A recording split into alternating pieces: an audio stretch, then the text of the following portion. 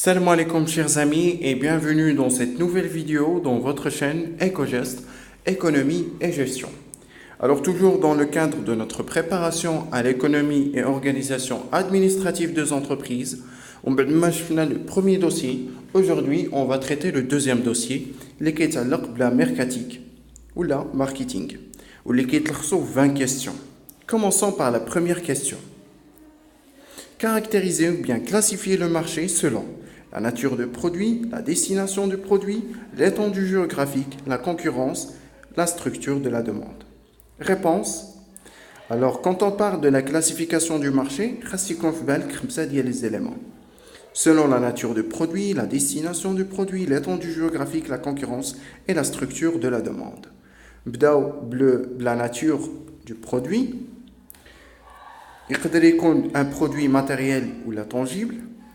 Il peut un produit immatériel. Matériel, c'est tout ce qui est corporel. Immatériel, c'est tout ce qui est service. Deuxième classification, selon la destination du produit. Alors, il peut être un produit destiné au marché des biens de consommation finale ou le marché des biens de production. Troisième classification, c'est selon l'étendue géographique. Selon l'étendue géographique, il peut y avoir un marché local, régional, national ou international.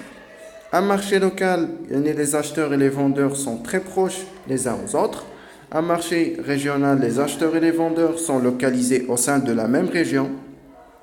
Un marché national, les acheteurs et les vendeurs sont situés au niveau d'un même pays. Marché international, les acheteurs et les vendeurs se trouvent dans différents pays. Quatrième classification, c'est selon la concurrence. Il peut être un marché de concurrence pure et parfaite ou bien un marché de concurrence imparfaite, le monopole, l'oligopole, etc. Cinquième et dernière classification, c'est selon la structure de la demande. Alors, on dit qu'on a un nombre de consommateurs absolus, nombre de consommateurs relatifs, nombre de consommateurs des concurrents et nombre de consommateurs de l'entreprise qui achètent le produit des concurrents. Le nombre de consommateurs absolus qui est l'ensemble des consommateurs qui ne peuvent pas acheter le produit de l'entreprise. Nombre de consommateurs relatifs, c'est-à-dire que c'est l'ensemble de consommateurs qui ne consomment pas le produit actuellement, mais susceptibles de le consommer. Nombre de consommateurs de l'entreprise qui achètent le produit des concurrents, ce sont les clients actuels de l'entreprise qui achètent les produits de concurrents.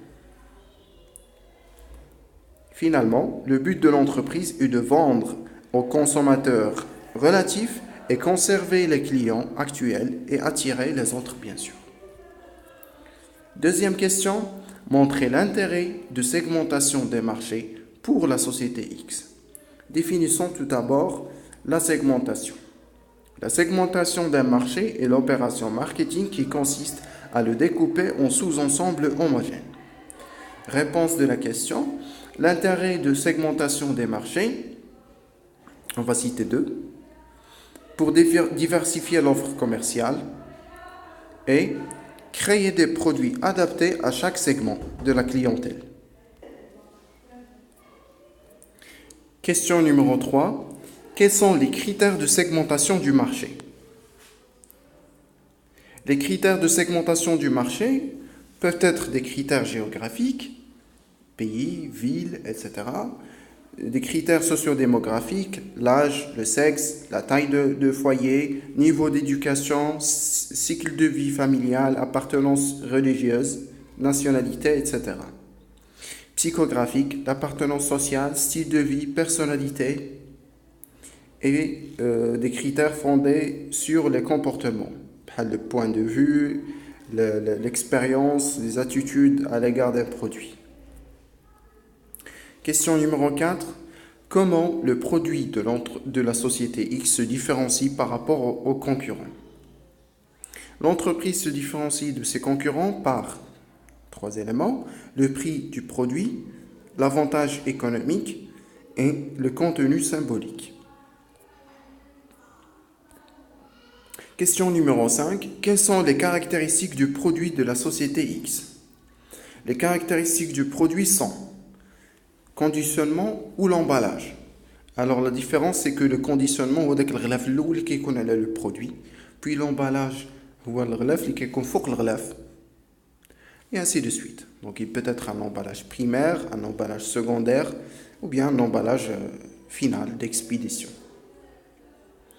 La stylique, le design et marque et logotype. Par exemple, la marque qui est la vache qui rit de la phrase ou le logotype ou le visage de la vache qui rit. Finalement, on a la gamme. L'utilité de la marque. Quelle est l'utilité de la marque pour l'entreprise? L'utilité de la marque pour l'entreprise. L'utilité de la marque pour l'entreprise permet d'identifier les produits de l'entreprise, de distinguer les produits de l'entreprise par rapport aux concurrents, de positionner le produit sur le marché. Question numéro 7. Expliquer le packaging et citer ses deux rôles commerciaux. Définition. Le packaging, c'est l'ensemble des éléments matériels qui sont vendus avec le produit. Tout ce qui est contenant, les décors, l'emballage, etc. Donc ces deux rôles commerciaux sont, premièrement, il permet de communiquer les caractéristiques du produit. Deuxièmement, différencier le produit par rapport aux produits des concurrents. Question numéro 8.